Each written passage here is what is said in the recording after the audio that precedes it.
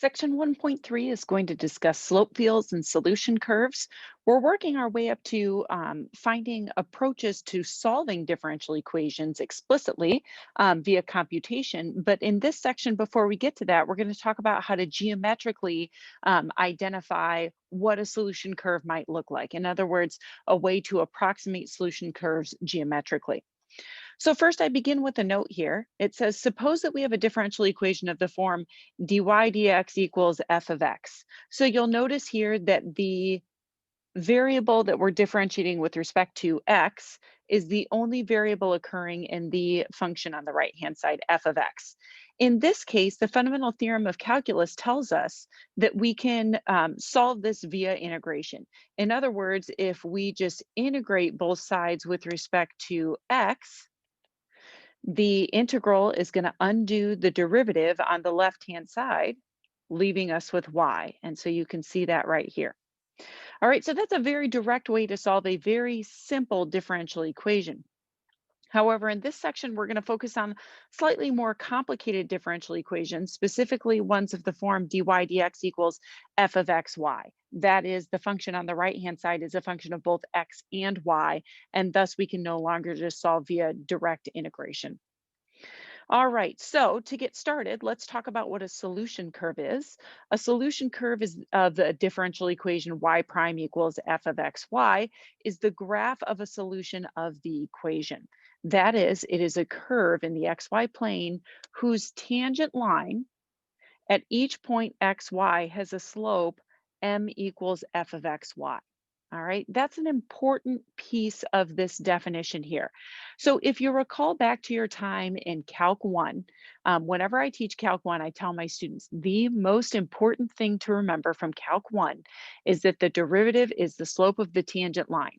So we could replace this y prime with an m sub tan to indicate the slope of the tangent line, and that just is equal to the function on the right-hand side of the differential equation. So at any point xy in the coordinate plane, we can plug it into the function f of xy, and we know at that instant in time, in other words, at that particular point in the coordinate plane, we know what the slope of the tangent line looks like. We're going to use this piece of information in order to sketch a bunch of line segments to piece together what these curves might look like. So note, we may approximate solutions of the differential equation using such solution curves. So one more definition before we jump into an example. We say for every point xy, we may draw a line segment with slope m equals f of xy, and the collection of line segments in the xy plane having slope m equals f of xy is called a slope field or a direction field. So here again, since we know that the slope of the tangent line is given by that function f of xy, we can sketch a bunch of very small line segments at each point and then piece them together to come up with solution curves. These sets of line segments are slope fields or direction fields. All right, so consider the following example illustrating slope fields. This is number 22 from the text. So first we start out with our differential equation, y prime equals y minus x. Here again, we can't solve directly via integration because our right-hand side is a multivariable function. And then we have an initial condition here, y of 4 equals 0. And then we want to use the slope field to approximate what y of negative 4 would be. So first, part A, construct a slope field for the differential equation and sketch the solution curve corresponding to the initial condition. So remember, the slope of the tangent line is going to be given by whatever y prime is equal to, in this case, y minus x. So what I'm going to do is I'm going to pick a particular point. Let's start with the origin, 0, 0. And then I want to find the slope of the tangent line at that point. So 0 minus 0 equals 0. So I'm going to go to 0, 0 on the xy coordinate plane, and I'm going to sketch a small line segment whose slope is 0. So here it is. All right, let's go up 1 on the y-axis. Let's go to 0, 1. So what's the slope here? The slope of the tangent line is always y minus x according to this differential equation. That's 1 minus 0, which is 1. So at this point in the xy plane, we have a slope of 1. Now, if we continue to move our way up the y-axis, we see that our slope is going to continue to grow. So it's going to be 2 minus 0, in this case 2. So you could think of it as pointing up to that second dot that I just drew. And if I do one more along this direction, of course, we see that now our slope of the tangent line is 3.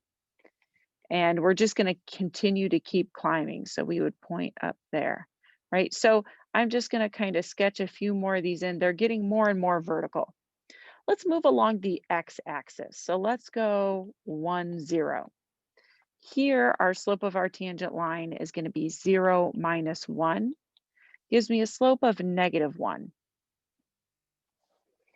What if I move further down the x-axis? Our slope of our tangent line is 0 minus 2, or -2. And here again, we see that we're going to continue to grow more and more negative. So then I'm going to get a -3, a -4, and so on and so forth.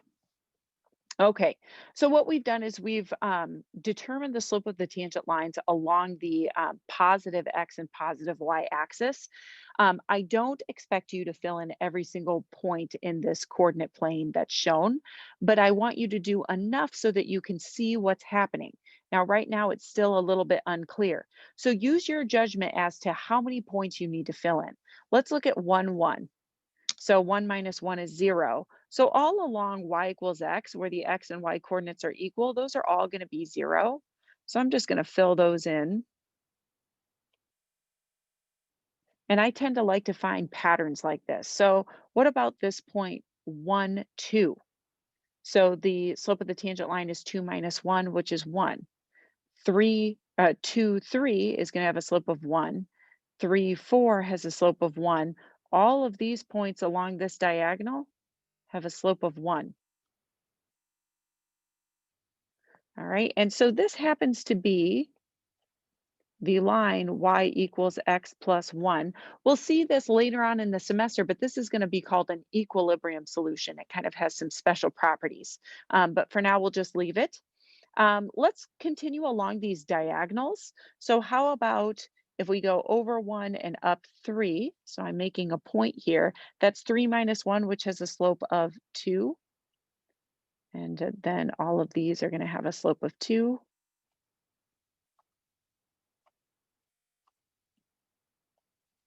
And then 1 up is going to have a slope of 3, and so on and so forth, slope of 4.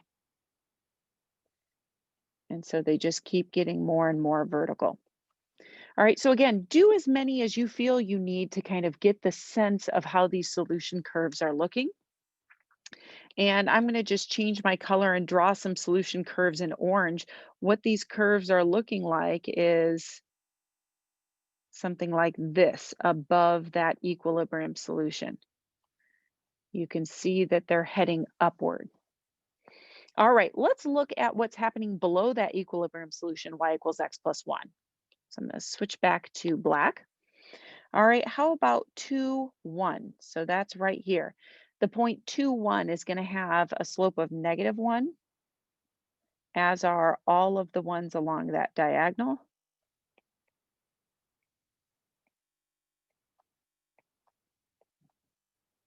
All right, and then the next diagonal is going to have a slope of -2.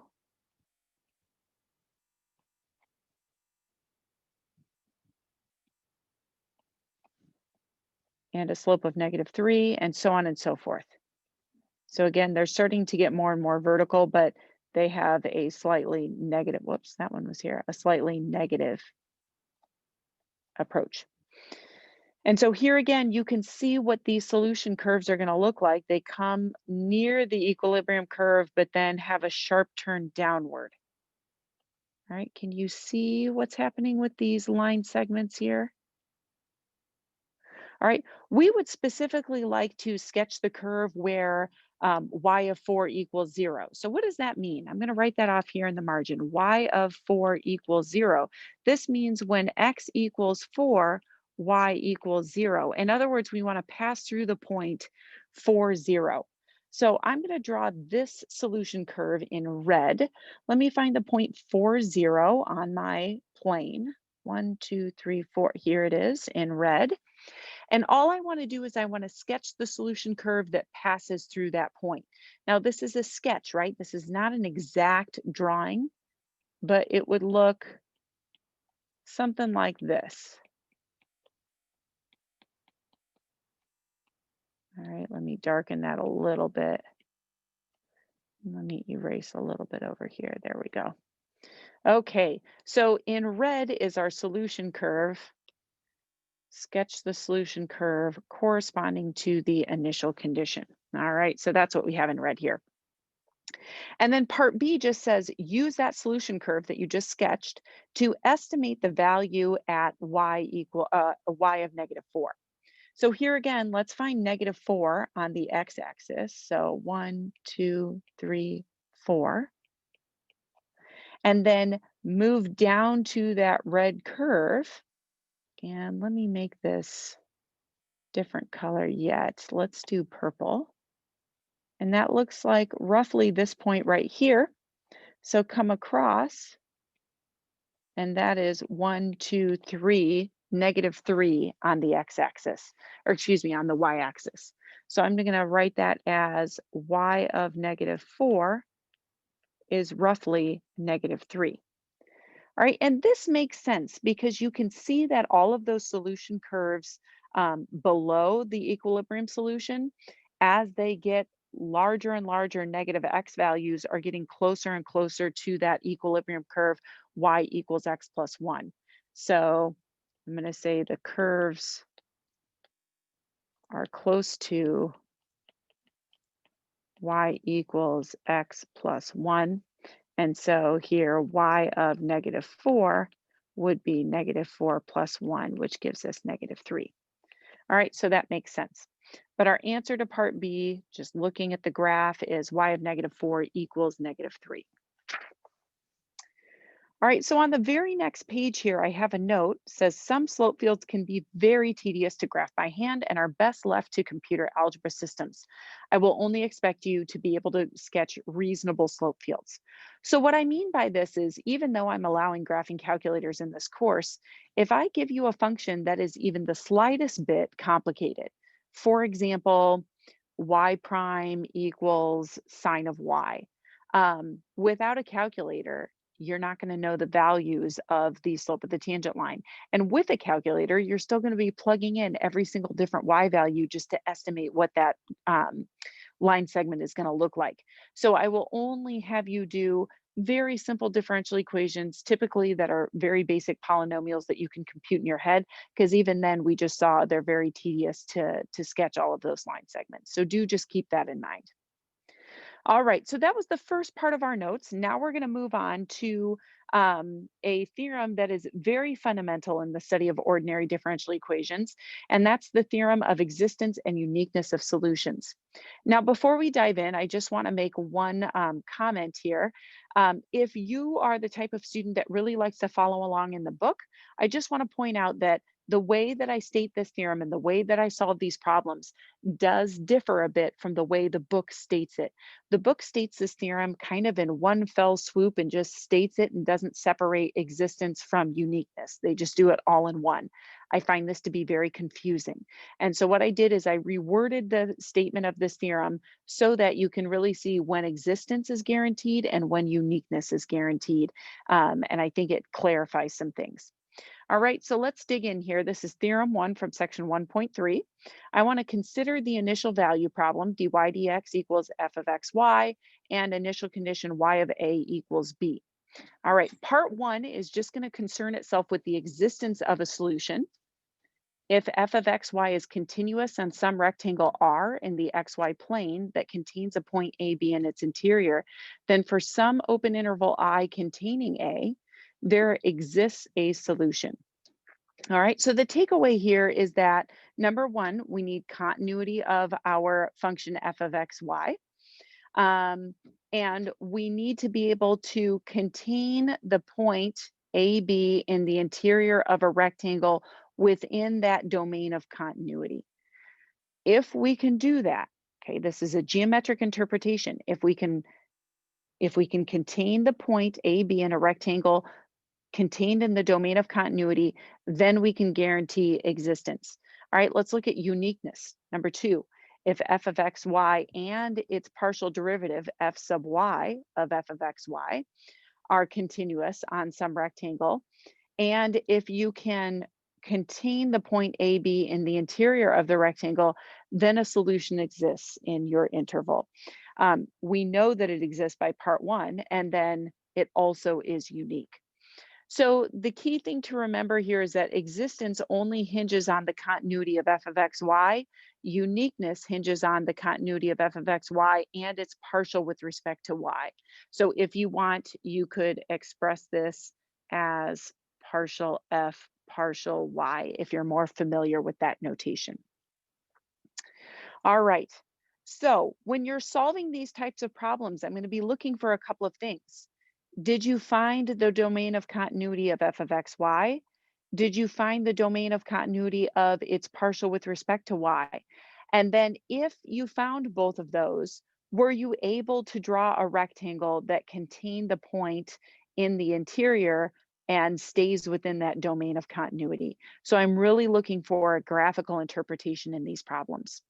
So I have several examples here to illustrate this theorem. And so for all of these, determine whether theorem one guarantees the existence of a solution of the IVP, and if so, determine whether it guarantees uniqueness. All right, so first off, let's look at part one, existence. That is looking at the function f of x, y. In this case, that's x natural log y. All right, what is the domain of continuity for this function? So this function is continuous where? All right, so it's continuous for all x, y coordinates so long as one thing must remain true. That x there in front can be anything we want, right? There's no restrictions on x, but the natural log function is only defined and thus continuous for positive values. So what we need is y must be any positive value.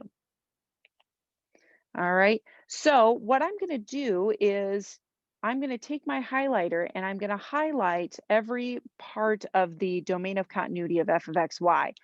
Before I do that, though, I'm just going to make a dashed line here across y equals 0, in other words, the x-axis. We do not want to include where y is 0, but we want to include everything above that line. So I'm just going to highlight the upper half space here. I'm trying not to touch the x-axis though. All right, so anywhere in yellow is where f of x, y is continuous. All right, now what's the point that we're looking at? Look at your initial condition. That corresponds to the point 1, 1, right? X is 1 and y is 1. All right, so I'm going to continue here. So any rectangle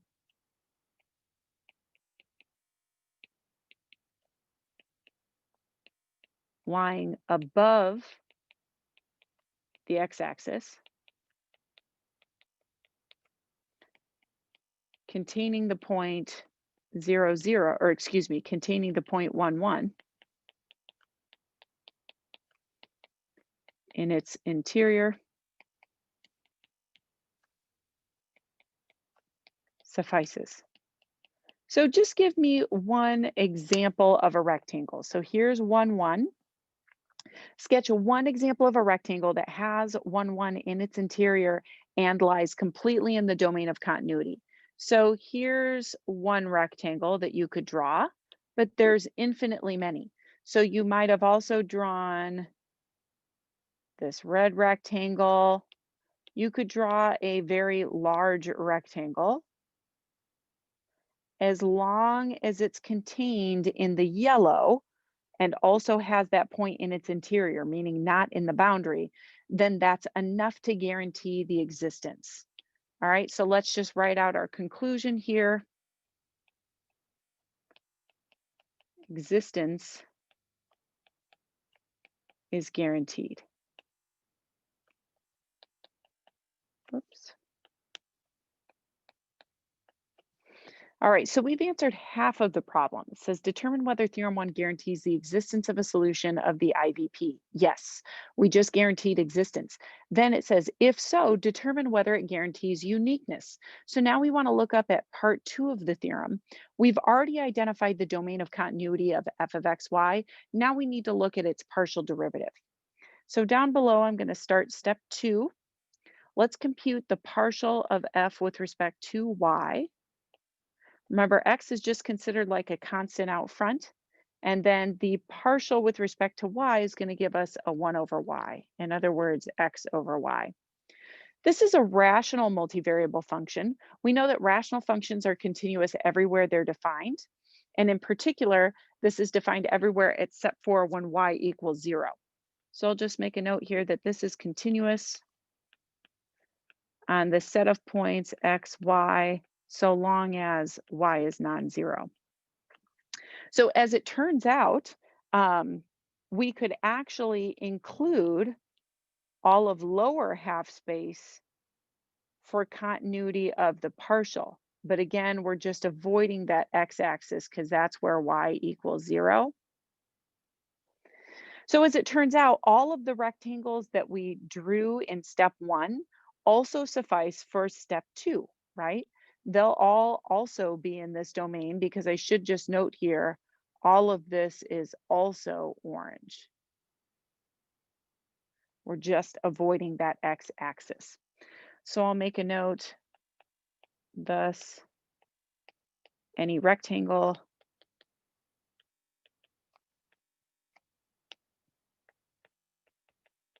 satisfying step 1 will suffice. And so our conclusion here is that uniqueness is also guaranteed.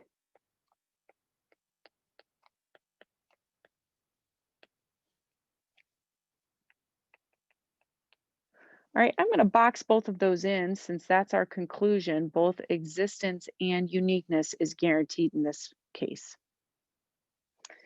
I just want to point out that in these problems, there are two pieces of information that depend on the existence and uniqueness. One of those pieces of information is the function f of xy, and the other piece is the initial condition. They're both equally important. So had our point been y of 0 equals 0, we wouldn't have even been able to guarantee existence because 0, 0 would have lied in the domain of discontinuity. So we couldn't have found a rectangle that would satisfy what we're looking for. So we really need to look at both pieces of information. Let's practice a couple more of these problems. 14, we have dy dx equals the cube root of y, and we have the point 0, 0. So I'm just going to plot the point 0, 0 there just to begin with. And let's take a look here at part 1. Our function here is the cube root of y. If you want, you can write that as y to the 1/3. We know that cube roots are defined everywhere. You can take the cube root of 0. You can also take the cube root of negative numbers. So I'm just going to note that this is continuous, maybe continuous on all of 2 space. So any rectangle whatsoever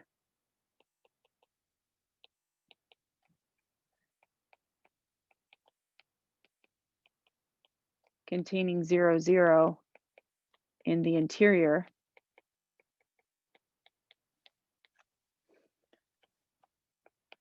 will lie in the domain of continuity.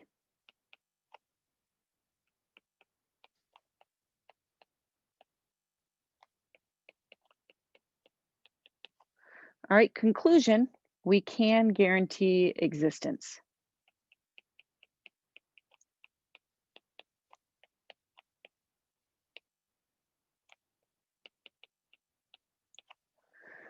All right, so here again, I'm just going to sketch one acceptable rectangle, but as we said, any rectangle with that point in its interior will work. How about step 2? Let's check for uniqueness. Let's compute the partial with respect to y. That's going to be a 1/3 y to the negative 2/3. Or if you wish, you can write that as 1/3 cube root of y squared. All right, now we already mentioned that we can take the cube root of any number, 0 and negative numbers included, but what we do know is that we cannot divide by 0. So we know that this function is continuous everywhere except where the denominator is 0, and that would happen at y equals 0. So this is continuous on the set of all points x, y, where y is non-zero. All right, but, look at our point. However, the point that we care about, which is denoted as AB, is 0, 0, and thus has the y coordinate equal to 0. So any rectangle, any one whatsoever, containing this point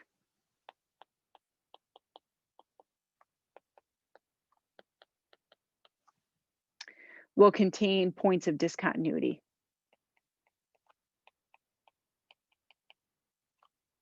Contain points of discontinuity. This is bad. There's no way that we can avoid those points of discontinuity. So what I'm going to do up in my picture is just put little X's across the x-axis. These are all places where y equals 0, and there's no way to avoid them if we are to contain that point 0, 0. Our conclusion here is that we cannot guarantee uniqueness. So uniqueness is not guaranteed. That's not to say it can't happen, but we can't guarantee it based on this theorem. So we do know that a solution exists. We cannot say if it's unique or not. All right. So we have one more example to end these notes here. We have 18 y dy dx equals x minus 1, and the initial condition is y of 1 equals 0. So first things first, what we need to do is we need to solve this differential equation and put it into standard form by isolating dy dx. So if we do that, we're going to divide y over to the other side, x minus 1 divided by y. And now we can start in.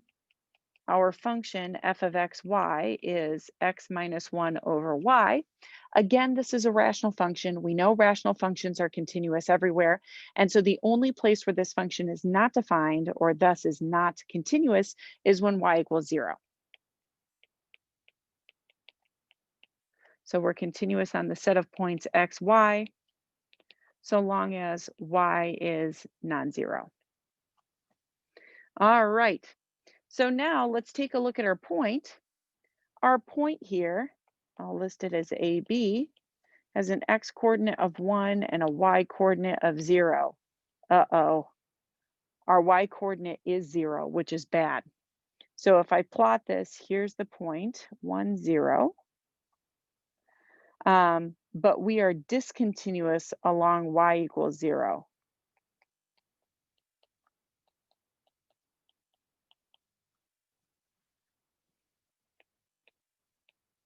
Indeed.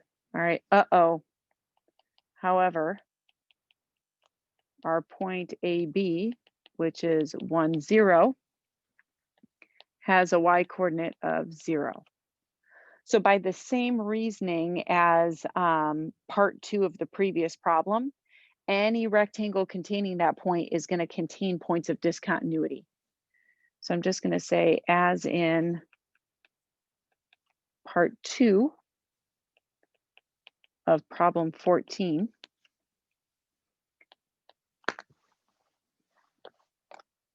no appropriate rectangle exists.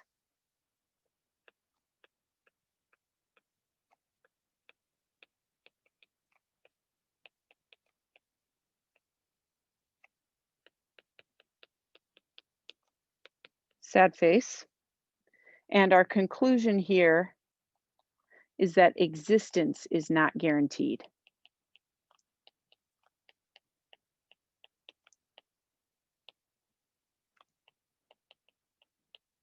If you can't guarantee existence, there's no point in talking about uniqueness. So once you've concluded that existence isn't guaranteed, you're finished with the problem. You don't need to move on to step two. It's a moot point there. All right, so this concludes our notes on slope fields and existence and uniqueness of solutions.